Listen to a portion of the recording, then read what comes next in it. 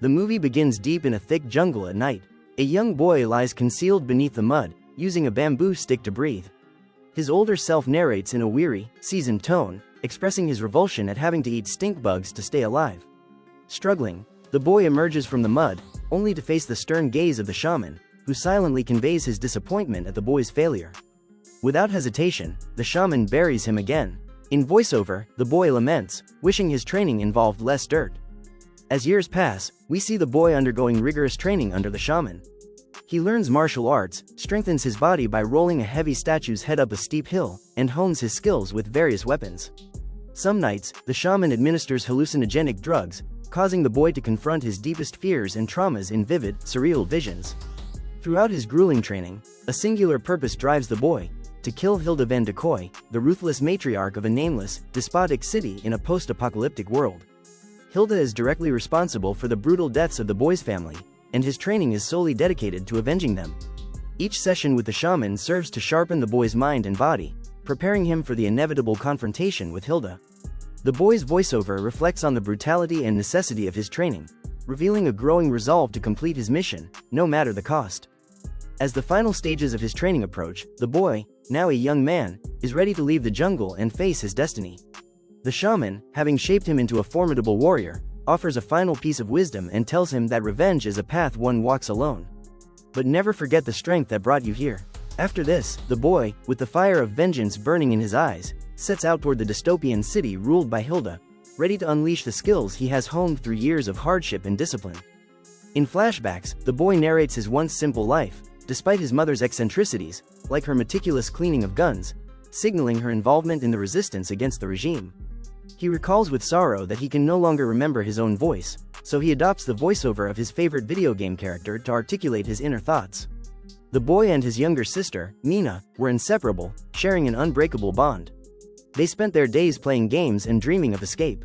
Mina once showed him a detailed plan to rob a bank and flee the city, embodying their shared hope for freedom. One day, while exploring, they stumbled upon a statue of Hilda. In a rebellious gesture, Mina raised her hand, symbolically giving Hilda the finger with all her fingers extended. The boy joined her, a small act of defiance that cemented their solidarity against the tyrant. However, their fleeting moments of joy were shattered when the regime came for them, selecting them for the yearly culling, where 12 dissidents were publicly executed to suppress resistance and entertain the brainwashed people. The boy's life descended into a nightmare. He witnessed the horror of Hilda personally shooting his mother and sister. Against all odds, the boy survived, though the trauma left him scarred and resolute in his quest for vengeance. Years later, transformed by relentless training under the shaman, the boy has pushed his body and mind to the limit.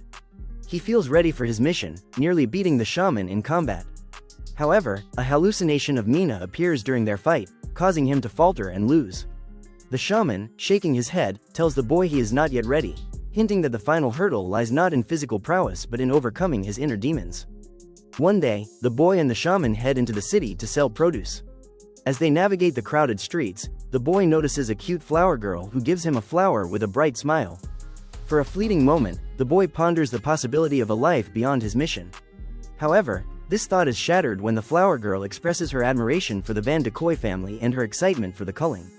The boy's hope is replaced by disgust, and he crumples the flower in his hand. Suddenly, regime soldiers arrive, causing a stir in the market. The shaman quickly pulls the boy around a corner, urging him to watch discreetly. From one of the cars, Glenn van de Kooi steps out. He is the husband of Melanie van de Kooi and the brother-in-law to Gideon van de Kooi. They have come to select the 12 dissidents for the public executions. Glenn begins to read a speech written by Gideon but interrupts himself multiple times, complaining about its poor quality and irrelevant references to owls, an animal no one in the city has seen. The crowd grows restless, and a woman angrily calls him a coward. In a fit of rage, Glenn pulls out a gun and dares her to repeat the insult. When she does, he fires but misses, killing someone else instead. This act of violence incites the crowd, who attempt to retaliate. The soldiers, led by the head enforcer June 27, brutally suppress the uprising, leaving only 6 people remaining for the culling. Glenn orders these survivors to be rounded up. Despite the shaman's insistence that he is not ready, the boy's rage compels him to act. He defies the shaman, eventually managing to hide in the trunk of Glenn's car. At a warehouse, Gideon van de Kooi furiously confronts Glenn for causing a massacre and failing to secure the 12 people needed for the culling. Glenn tries to deflect the blame, claiming he will smooth things over with Melanie. When Melanie arrives, Glenn immediately throws Gideon under the bus, blaming the poorly written speech. Melanie chastises them both but instructs Glenn to prepare for the ceremony. She orders Gideon to find 6 more people by any means necessary to meet the quota. Meanwhile, the boy stealthily exits the trunk of the car and begins to navigate the warehouse. However, his hallucinations of Mina persist, and he finds himself speaking to her in his thoughts, reminding himself to stay quiet. Distracted by these visions, the boy inadvertently steps into the open, where Glenn spots him and sends soldiers to catch him. Drawing on his rigorous training, the boy engages the soldiers in combat, utilizing hand-to-hand techniques, knives, and even their own firearms against them. Amidst the chaos, he encounters Bosho, a chained prisoner, who offers to help kill Hilda in exchange for his freedom. The boy frees Bosho, realizing for the first time that he has a potential ally. Together, the boy and Bosho fight off the remaining soldiers. The boy showcases his combat prowess, while Bosho strategically hides behind a cart, avoiding gunfire.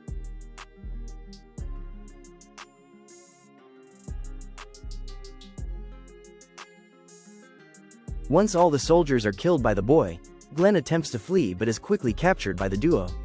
During the interrogation, Glenn reveals that Hilda hosts a lavish party at her mansion every year before the culling and offers to help him sneak in. However, in a moment of impulsive aggression, Bosho drops a heavy vice onto Glenn's head, crushing it. The boy gets furious, arguing that Glenn might have genuinely helped them, while Bosho defensively asserts that Glenn was untrustworthy and likely to betray them. Escaping the warehouse, Bosho leads the boy to the secret location of the resistance, only to find it deserted. Entering cautiously, the boy is suddenly held at gunpoint by Benny, who quickly relaxes upon recognizing Bosho. The two men embrace, and Bosho asks Benny what happened to everyone else. As Benny speaks, the boy realizes that he is speaking in another language, making his words incomprehensible. The boy humorously interprets Benny's explanations through exaggerated and nonsensical imagery in his mind. Despite the language barrier, it becomes evident to the boy that Benny is explaining how the regime attacked and killed nearly all of the resistance members, leaving Benny as one of the few survivors. That night, Benny and Bosho sit the boy down to explain their plan. However, with Benny speaking in a language the boy cannot understand, the details are lost on him. The thought of Mina appears beside the boy, advising him to simply nod and go along with the plan.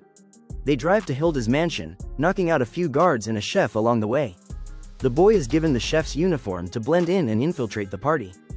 Once inside, carrying a cake, boy is momentarily distracted by a tray of macaroons. Bosho, noticing boy's distraction, tries to steer him back on track. Entering the kitchen, boy discards the chef uniform. The other kitchen staff, who are all skilled fighters, notice and arm themselves with knives. A brutal fight ensues, with boy using a cheese grater to gruesomely wound his opponents before switching to a butcher's cleaver. Emerging from the kitchen into the dining hall, boy stealthily slits the throat of a guard before making his way to the head of the table, where Hilda sits. With a swift and decisive motion, he decapitates her, seemingly achieving his long-sought vengeance. But the victory is short-lived. The people at the table scream in terror. Boy grabs the head and realizes it isn't Hilda. Suddenly, he is surrounded by guards and Gideon. Gideon explains he expected someone would try to kill Hilda, so he set up this trap with actors to catch resistance members. Boy wants to fight but is outnumbered and outgunned. After this, Gideon retreats, letting June 27th handle the situation. Boy and June 27th start fighting, exchanging blows.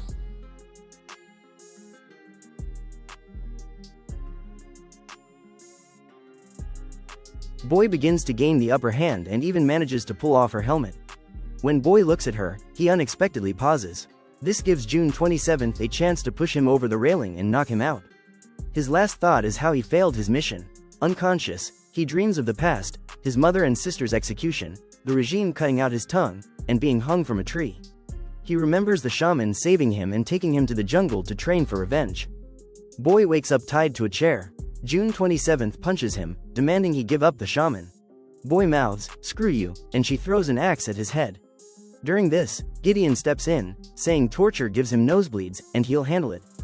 Gideon tells Boy that Hilda is now a paranoid wreck, hiding in a bunker and ordering yearly executions.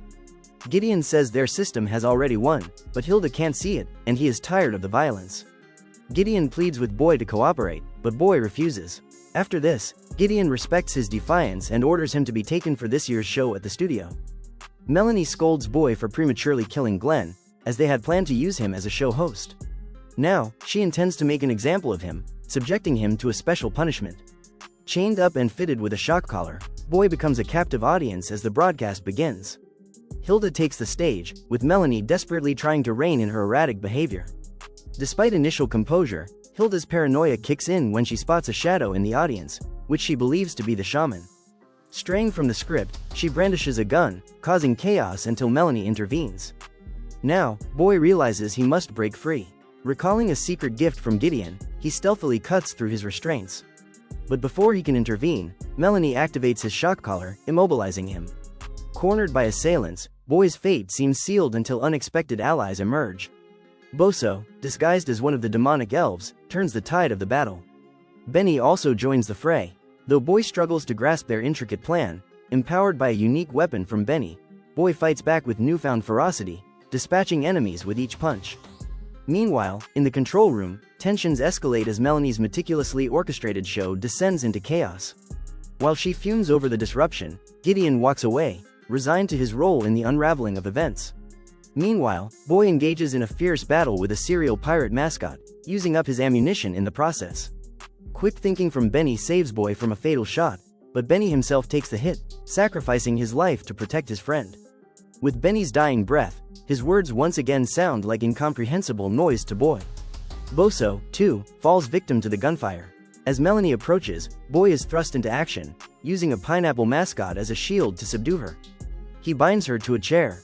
As Boy exacts his revenge with a swift, brutal maneuver, he ends Melanie's life, leaving her a bloody, broken mess on the stage.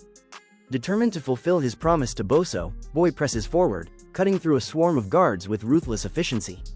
But as he looks back, Boso lies motionless, succumbing to his wounds. Encountering Gideon, Boy faces a pivotal decision. Despite Mina's apparition pleading for mercy, Boy delivers a fatal blow, unwilling to show leniency to his former benefactor. Armed with a key card provided by Gideon, Boy proceeds toward his final confrontation with Hilda. In a tense exchange, Hilda warns Boy of the imminent danger awaiting him, but Boy remains resolute. He reveals a drawing from Mina as a symbol of hope before facing his adversaries head-on. Entering Hilda's opulent sanctuary, Boy is confronted with a shocking revelation. As he gazes upon a portrait, he realizes that Hilda, the target of his vengeance, is none other than his own mother. Approaching Boy with tears streaming down her face, Hilda pleads for forgiveness. Acknowledging the pain he endured under the shaman, she implores him to recognize her, to show any sign that he still holds a connection to his past. In a sudden rush of clarity, Boy's memories come flooding back. He recalls the harrowing events of that fateful day at the execution, realizing his role not as a bystander but as a willing participant in the tragedy. With mounting horror, he remembers how Hilda manipulated him into committing unspeakable acts of violence, coercing him to take innocent lives at her command. As the truth unfolds, Boy is overcome with guilt and remorse. He remembers the shaman's cruel punishment, the brutal methods used to erase his memories and reshape his reality. The revelation shakes him to his core, shattering the illusion of his identity and the innocence of his past. Moreover, learning that June 27th is, in fact, his long-lost sister, Mina, believed to be dead, further confuses him. Desperate for any sign of recognition from her son, Hilda pleads with Boy, but he remains too stunned to respond. Seeing him as a threat, she commands June 27th to eliminate him, convinced that her brother is lost to her forever. With a moment of hesitation, Mina recalls their shared bond from their past encounter at the statue. Ignoring her mother's orders, Mina turns on Hilda, ending her reign of terror with a decisive blow to the forehead.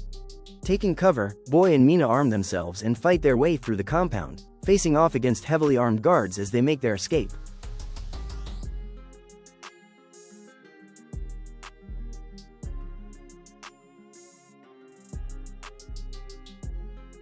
Mina reveals the truth about Hilda's misguided actions, driven by her unwavering belief in Boy's survival. Their reunion is short-lived as they encounter the shaman, who insists that their mission is far from over. Despite their valiant efforts, the shaman proves to be a formidable opponent,